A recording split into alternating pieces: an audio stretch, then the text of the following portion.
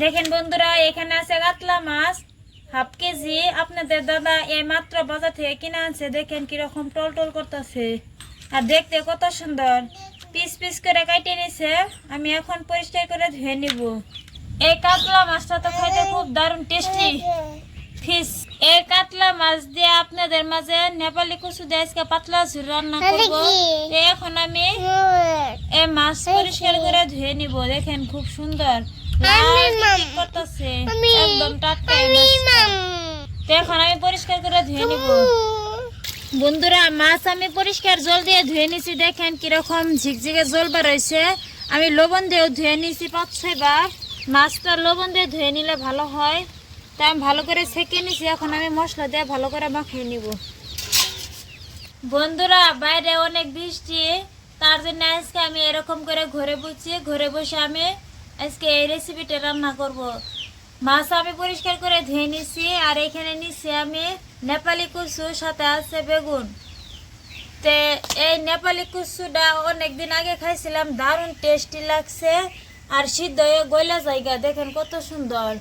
তে ভাবলাম যে নেপালি কচুটা আপনাদের দাদা বাজারে পাইছিল, দোকান থেকে নিয়েছে। দেখেন, তা আজকে আমি তো রান্নাটা করবো, খুব মজা করে খাবো, একদম গইলা জায়গা। এই কচু ছোট বড় সবাই পছন্দ করে এই কচুটা খাইতে।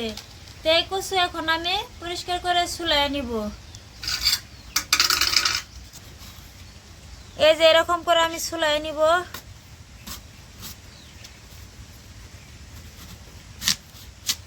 এই নেপালি কচু আজকে আমি কাতলা মাছ দিয়ে রান্নাটা করব। তাই আপনারা র মাছ, সিলভার মাছ দিয়েও রান্নাটা করে খেতে পারবেন। যে কোনো মাছ দিয়ে রান্না করলে এই নেপালি কচু খাইতে দারুণ টেস্টি লাগে। এই নেপালি কচুর সাথে আমি দিয়ে দিব বেগুন। তাই আপনারা বেগুনের পরিবর্তে পটল, আলু দিয়ে দিতে পারবেন। আপনাদের যে সবজি পছন্দ অনুযায়ী দিয়ে দিবেন। তাই আমি এরকম পিস পিস করে কাটে নিছি। নেপালি কচুটা অনেক সিদ্ধ হয়, তার জন্য একটু মোটা করে কেটে নিছি। দেখেন বন্ধুরা, আমি পরিষ্কার করে চুলাই নিতেছি, কিরকম ঝিকঝিক করতেছে রূপোর মতন।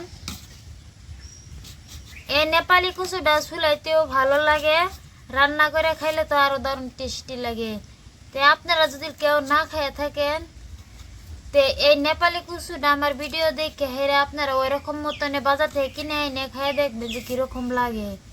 আমার নেপালি কচু কাটা হয়েছে সব কিনে। দেখেন বন্ধুরা, আমি একটা কচু নিয়ে নিচ্ছি। এইদিকে বেগুনটা এখন কাটবো।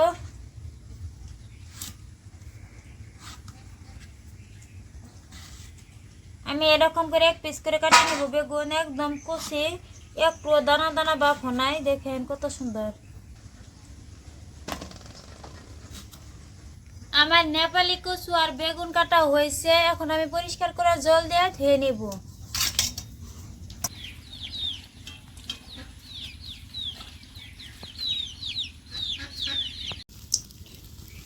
বন্ধুরা, চুলায় আগুন জ্বালাই নিয়েছি। প্রথমে কড়াইটা বসে দিলাম।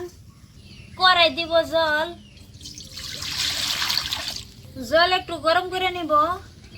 জল একটু হালকা গরম করে নিয়েছি। এখন আমি নেপালি কচু দিয়ে দিব। এই কচু একটু আমি ভাপাই নিব অল্প পরিমাণে। ভাপাই নিলে এই কচুর বিজলটা বাইর হয়ে যাবো গা, বিজলটা থাকলে ভালো হয় না। তাই আমি গরম জল দিয়ে ভাপাই নিব। মাছ আমি পরিষ্কার করে ধুয়ে নিছি লবণ দিয়ে। এখন আমি 1 চামচ লঙ্কা পাউডার দিব, হাফ চামচ হলদি পাউডার, আর দিব স্বাদ মতন লবণ।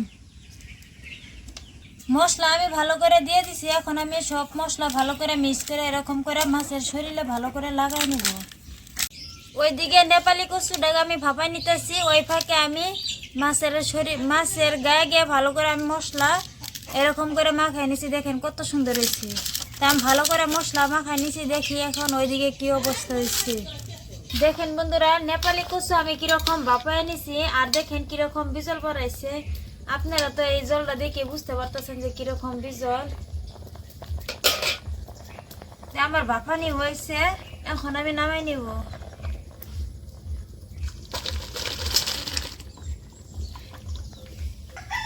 কড়াই আমি পরিষ্কার করে ধুয়ে নিচ্ছি। দেখেন কত সুন্দর হয়েছে। আবার কড়াইটা বসে দিছি, গরম হয়েছে। কড়াই দিব সরষের তেল। তেল আমি আমি ভালো করে গরম করে নিছি। এখন আমি একটা একটা করে মাছ দিয়ে দিব।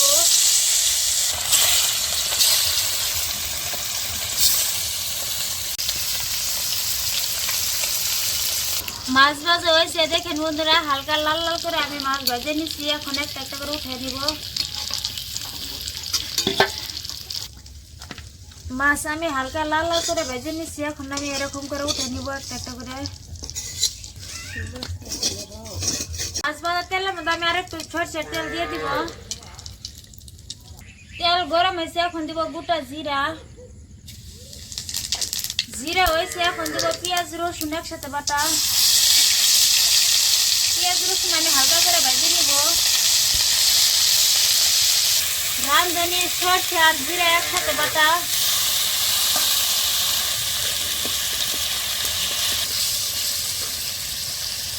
সরষে আমি ভালো করে কষায় নিচ্ছি, কাঁচা গন্ধটা চলে গেছে।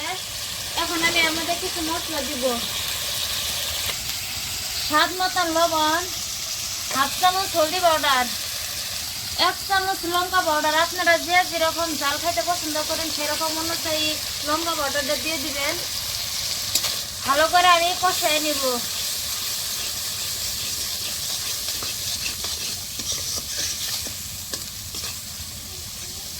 অল্প পরিমাণে মশলার জল দিব। মশলার জল দিছি, এখন আমি ভালো করে কষায় নিব। দেখেন বন্ধুরা, মশলা আমি ভালো করে কষায় নিচ্ছি, খুব সুন্দর হয়েছে। এখানে আমি 2টা মিডিয়াম সাইজের টমেটোর কুচি কুচি করে কাটে নিচ্ছি। এখন আমি দিয়ে দিব।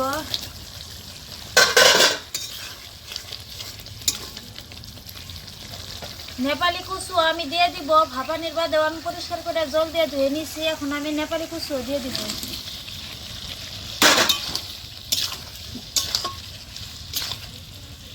আর এদিকে বেগুনটাও দিয়ে দিব।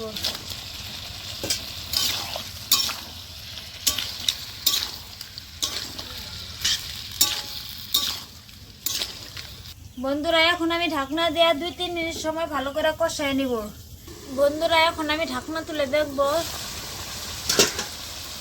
5-6 মিনিট আমি ভালো করে জাল করে নিচ্ছি। দেখেন বন্ধুরা কত সুন্দর আমি কষায় নিচ্ছি। এখন আমি ঠিকঠাক মতন সিদ্ধ হওয়ার জন্য জল দিয়ে দিব।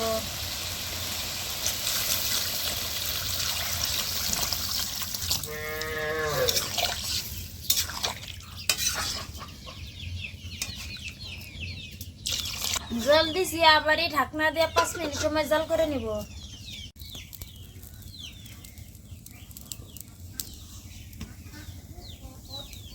জল দিয়ে আমি 5-6 মিনিট সময় জাল করে নিছি। দেখেন বন্ধুরা কিরকম হয়েছে। এখন আমি মাছ দিয়ে দিব। যাতে মাছটা না ভাঙে তার জন্য আমি এরকম করে একটা একটা করে দিয়ে দিব।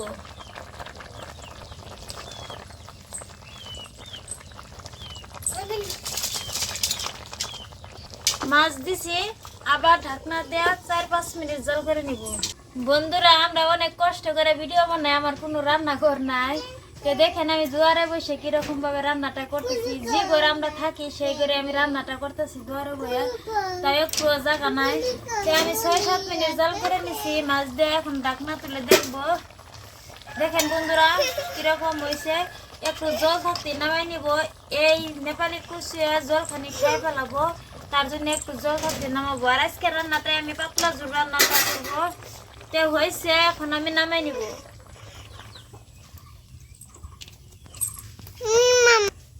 বন্ধুরা এই নেপালি কচু দিয়ে বাগুন সাথে এসে কাতলা মাছ দিয়ে পাতলা ঝোল রান্না করছি। গরম গরম ভাতের সাথে খাইলে যে কি দারুণ টেস্টি লাগবো। তো এখন আমার সবজিটা হয়েছে, আমি গরম গরম ভাতের সাথে খাবো। আপনারা সাথে থাকেন আর দেখতে থাকেন।